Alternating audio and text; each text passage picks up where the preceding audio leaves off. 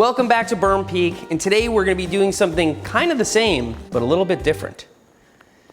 That didn't feel right, but it's the truth. This bike we already worked on. You know what happened. We chose all the wrong parts. We had so many problems putting together this bike. Oh, don't tell me this is a freewheel. And the other problem is that fork that I got, it's tapered. I just said, screw it. I just gave the kid my bike. So we are gonna start anew today with the actual right parts. Part number one is this rear wheel. As you know, the old rear wheel had a freewheel, which really limited our cassette options.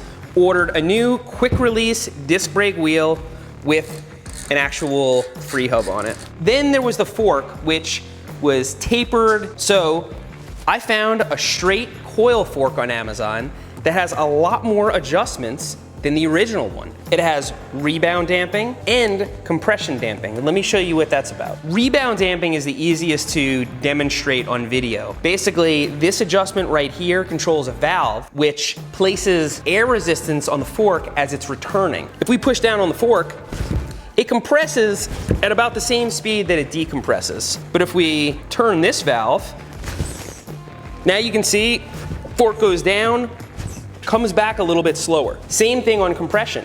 You're climbing a hill, you can turn this switch this way, now the fork's super rigid, won't compress, doesn't bounce around and take away your power. These settings are invaluable and they do not come on most entry-level forks. So for $99, this will fit pretty much any entry-level bike and actually give you those controls. So I'm excited to try it out and see if it's something that we can continue using. One thing about this fork is doesn't really match the color scheme of the bike, but I think we're gonna take off these labels and add some labels of our own.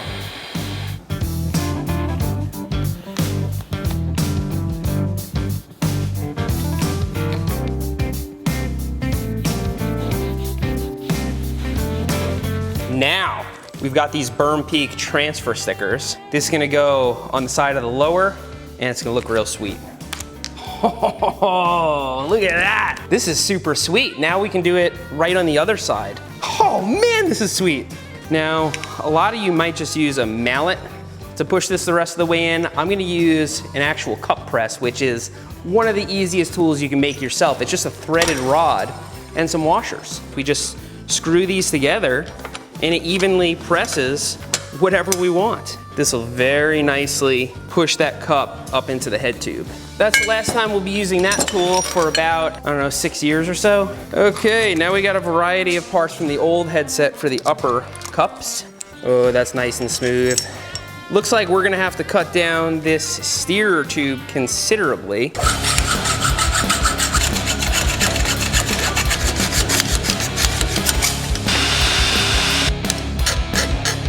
So in order for us to tighten down the bearings of the headset, I need to put this star nut inside the steerer tube so we have something to screw into.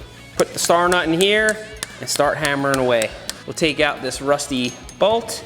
We're gonna use a carbon spacer because it's gonna save this bike just oodles of weight. All right, so now we're gonna put the handlebars on, and that's always kind of the part where it starts to look like a bicycle. So time to hook this thing up with the drivetrain. I have the Box 3, and it's perfect for a bike like this because we're trying to upgrade it without breaking the bank. Probably a little too much. Oh, doesn't that look beautiful? Everything looks beautiful when it's brand new. And to tighten it down, we will use our torque breaker bar because it tells you exactly what torque. In this case, 40 Newton meters. This wheel is not tubeless ready and doesn't have rim tape. We gotta put rim tape in there or else when we put in the inner tube, it's gonna push against the sharp edges of these holes for the spokes. It's gonna blow the inner tube, so we gotta tape this off. This is tubeless rim tape. You can use it for tube or tubeless tires. We just gotta hope we have enough of it left in this roll to cover this rim. We are out of rim tape, guys. Whatever will we do? Oh, I know. You can use any tape, that's what. Bottom line is, if you're not like a super racer, everything, you're not counting grams, you can use Gorilla Tape and it's fine. If it was the apocalypse and some rogue bike mechanics had to get some bikes running, yeah, they'd be using all sorts of stuff to tape rims. Scotch tape, gauze, flesh. So yeah, this is a special reaming tool for poking a hole in the tape. Perfect. So now we're gonna install our derailleur, we're gonna install our shifter, put some new housing in there, get it all set up. This bike does not have internal cable routing for a dropper post. So the type of dropper post I have on my bikes, where the cable goes inside of the frame and attaches at the bottom, we can't use that. So P&W sent us a dropper post where it goes inside the frame, this hangs out at the side, and we are able to install a dropper cable outside the frame, which is what we're about to do. Lever's really nice, very cool. Take out the original seat post, a little grease in here, and we will install our dropper post. The way this dropper installs is the correct way, which is to say that we put the cable in from the dropper side and adjust it up with the lever. It's way easier. Too many companies do it the opposite way around. You're inside the seat post and up here. Oh yeah, that feels good. All right, so I'm gonna route this on the fork and install the wheels. Okay, so one of the things that we're gonna do with the wheels, just to make the bike a little cleaner and more serious, these are quick release wheels, which means they actually have these quick release skewers that go through them. They don't look that good, they get caught on things, and assuming this bike isn't gonna be taken apart every day, we can just put bolt-on skewers and make everything a whole lot cleaner, so we're gonna do that. So again, mostly cosmetic, but one could argue that it is more secure and there's less of a chance of it getting caught on something. So we got those bolt-on skewers, and you gotta admit, they're way clean. This is starting to look sick. Oh man. I don't know why it is that I get more excited about cheap bikes that we fix up than setting up new bikes. I think it's that we made it this way. It wasn't cool. We get to see the end result. So we're gonna give them really good, super cool grips. These ergon grips with oil slick clamps. I cannot wait for the day where somebody gets this bike, where it finds its forever home and somebody gets to ride it into the sunset. Let's throw a chain on this thing. Whoa, that's super long.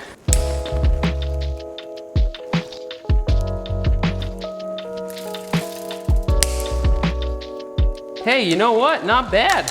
Barely any adjustment needed. So because I'm running one race face pedal and one Fuker pedal on my hardtail, I have my old blue pedals, which will actually go really nicely with this bike. So that's what we're gonna use. All right, so at this point, we have about 35 different shades of blue on this bike. But I would say in terms of color matching on a scale of 1 to 10, this is green. You know what it reminds me of is my Trek 4900. It was like kind of this level bike, you know, but I had very slowly upgraded all the parts on it and turned it into a way more capable mountain bike. I guess we have to dial in the suspension a little bit, and I almost forgot, valve caps. Blue. I'm gonna install a Fidlock water bottle cage. The smaller the bike frame, the more difficult it is to get a water bottle cage on. This is one of the few scenarios where a multi-tool is actually one of the quickest things you can use, because it actually can make it around a full circle in this little tiny triangle. And then the water bottle fits on just like that. Pretty cool. Oh, almost forgot. I've got sticky fingers. These are like grips for your brake levers. It sounds really stupid, but don't knock it till you try it. They slide over the levers, and it just makes the brakes feel so good. But man, they ain't easy to get on. Maybe we'll see if we can use the air compressor to make it a little easier.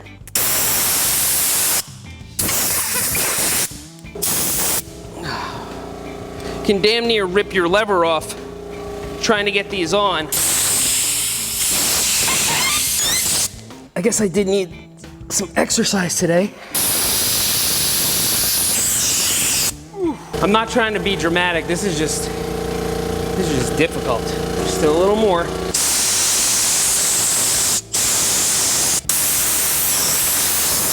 Okay, we got the sticky fingers on. All right, so I'm just gonna make a couple of adjustments. Let's check out this suspension. Okay, it's like a pogo stick. We just close up the damper. Okay, that's pretty cool for 99 bucks. I can't tell you whether it's worth buying or not because we haven't tested it. Luckily, I will be able to test it before this bike finds its forever home because we don't exactly have a home for it yet. Man, when we first got this bike, I mean, it was an entry-level bike in the first place, but when we got it, there was not a single part on it that hadn't been ridden into the ground. It was evident when you looked at this bike that it had been crashed on, it had been learned on, it had been loved. It lived a very fulfilling life that any entry-level hardtail should hope to live. And today, we just gave it a whole new beginning. Let's give this new bike a good long stare.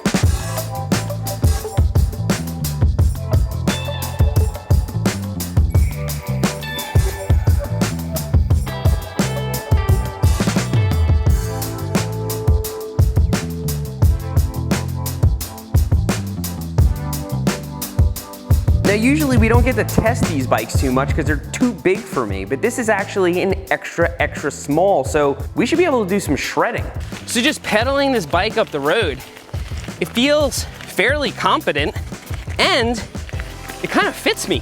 So every bike is gonna have a different geometry. If you've ever gotten into somebody else's car and driven it, you know, it feels completely different, not as confident. So I'm gonna start by taking this down Woodpecker, try it out on some single track, the mainframe, snake pit jump. For Burn Peak, that stuff is pretty tame. I can get a feel for this bike and see if we wanna take it further.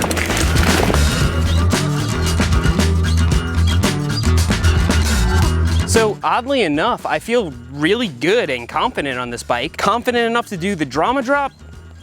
I don't know.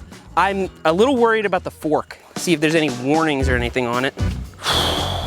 Probably a good idea not to hit the drama drop. The warning sticker does not say anything about the slopestyle course, so let's head up there and see how much of it I can get through. So as I said, you have to get used to a bike you've never ridden before.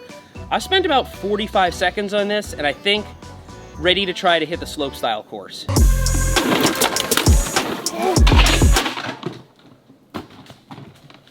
Okay, so here's what happened. I went to take a crank and drivetrain skipped, and then I didn't have enough speed, and then the brakes on this do not stop like my bike. That's just the reality of it. They're 160 millimeter rotors, so almost died. So it was just skipping. Everything looks okay. I think it's just, this doesn't have a clutch like a higher end drivetrain. We're only gonna be able to expect so much from it, so I'm gonna try and pump as hard as I can and try and make this gap. Yeah, whew. Ugh.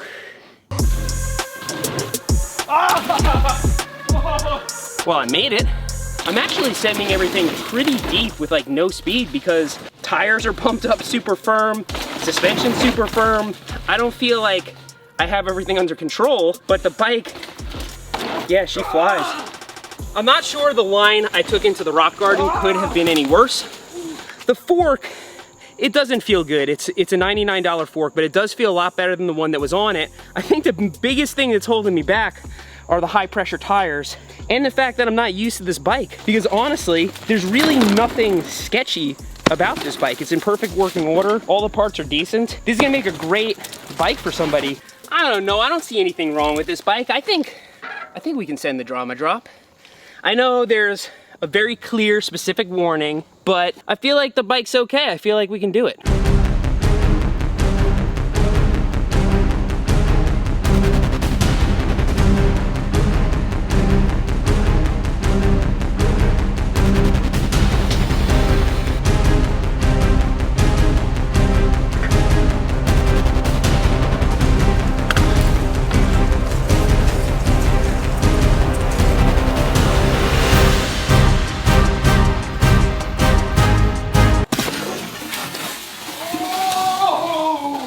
Man, this bike performed like a champ. This is gonna be a great bike for somebody, and for them to outride this bike is gonna take a lot. It is an extra small. This bike is either gonna be for a little kid or a human that's short, like me. We already kind of know where it's going. We'll post a video about it. I'm just happy that this is finally one piece. It took us 2 videos to do, a lot of weird parts. We didn't really use anything that was particularly expensive. We took an entry-level bike, we put mostly entry-level parts on it. We were able to make a really competent trail bike for somebody who's extra small. Anyway, I hope you enjoy these builds as much as I do. We do them all the time. Make sure you subscribe to Burn Peak if you want to see the next one. And thanks for riding with me today. I'll see you next time. Oski buddy! Oski buddy! Hey buddy! Hey buddy! How you doing, buds? You don't want this toothbrush, believe me. What are you doing? What are you doing? Oh, you're a good pup. No, stay away from the toothbrush. This bike is so small, I can do circles up here. This is insane.